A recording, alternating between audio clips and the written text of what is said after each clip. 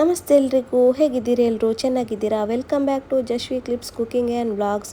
ನಾನಿವತ್ತು ಈವ್ನಿಂಗ್ ಹೊತ್ತಲ್ಲಿ ತಿನ್ನುವಂತಹ ಚಾಟ್ಸ್, ಚರ್ಮುರಿ ಮಂಗಳೂರು ಸ್ಪೆಷಲ್, ಅದನ್ನು ಹೇಗೆ ಮಾಡೋದು ಅಂತ ಹೇಳಿಕೊಡ್ತೇನೆ. ಈರುಳ್ಳಿ ಸಣ್ಣದಾಗಿ ಕಟ್ ಮಾಡಿಕೊಂಡಂತಹ ಈರುಳ್ಳಿ, ನಾನಿಲ್ಲಿ 4 ಜನಕ್ಕೆ ಆಗುವಷ್ಟು ಮಾಡ್ತಾ ಇದ್ದೇನೆ. ನೀವು ನಿಮ್ಮ ಕ್ವಾಂಟಿಟಿಯಲ್ಲಿ ಮಾಡ್ಕೊಳ್ಬೋದು. ಆನಂತರ ಸಣ್ಣದಾಗಿ ಕಟ್ ಮಾಡಿಕೊಂಡಂತಹ ಟೊಮೆಟೊ, ಒಂದು ಹಸಿಮೆಣಸು ಹಾಕ್ಕೊಂಡಿದ್ದೇನೆ.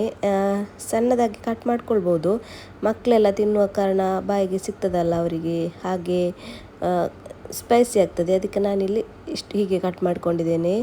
ಆನಂತರ ಉಪ್ಪು ಹಾಕ್ಕೊಳ್ಬೇಕು, ಸ್ವಲ್ಪ ರುಚಿಗೆ ತಕ್ಕಷ್ಟು.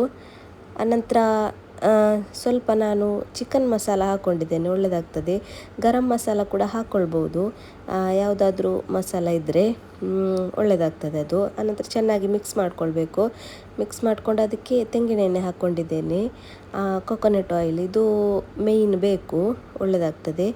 ಆನಂತರ ಇಲ್ಲಿ ಲಿಂಬೆ ಹಾಕ್ಕೊಂಡಿದ್ದೇನೆ, ಒಂದು ಅರ್ಧ ಲಿಂಬೆ ಹಾಕ್ಕೊಂಡಿದ್ದೇನೆ, ಅದು ಕೂಡ ಮೇಯ್ನ್ ಬೇಕು. ಆನಂತರ ಇದು ಕ್ಯಾರೆಟ್ ಹಾಕ್ಕೊಂಡಿದ್ದೇನೆ, ಅದು ಬೇಕಾದರೆ ಮಾತ್ರ ಹಾಕ್ಕೊಳ್ಳಿ, ಆಪ್ಷನಲ್. ಹಾಗೆ ಮೊಟ್ಟೆ ಕೂಡ ಹಾಕಲಿಕ್ಕಿದೆ. ಆನಂತರ ಇದು ಮಂಡಕ್ಕಿ ಹಾಕ್ಕೊಳ್ಬೇಕು, ನಿಮಗೆ ಎಷ್ಟು ಬೇಕಷ್ಟು ಹಾಕ್ಕೊಳ್ಬೋದು.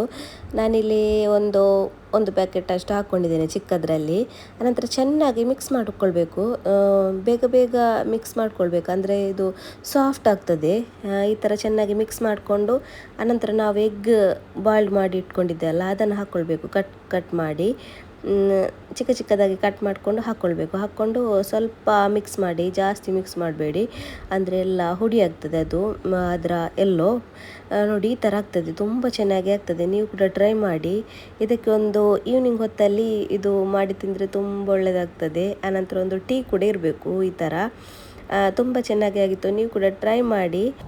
ಕೊತ್ತಂಬರಿ ಸೊಪ್ಪು ಒಂದಿರಲಿಲ್ಲ, ಅದೊಂದು ಮಿಸ್ ಆಯಿತು, ಅಂದರೆ ಮನೆಯಲ್ಲಿ ಇರಲಿಲ್ಲ, ಹಾಗೆ ಅದು ಹಾಕಿದರೆ ಒಳ್ಳೆ ಟೇಸ್ಟ್ ಬರ್ತದೆ, ಅದು ಮೇಯ್ನ್ ಇದಕ್ಕೆ. ಹಾಗೆ thank you for watching. Bye bye.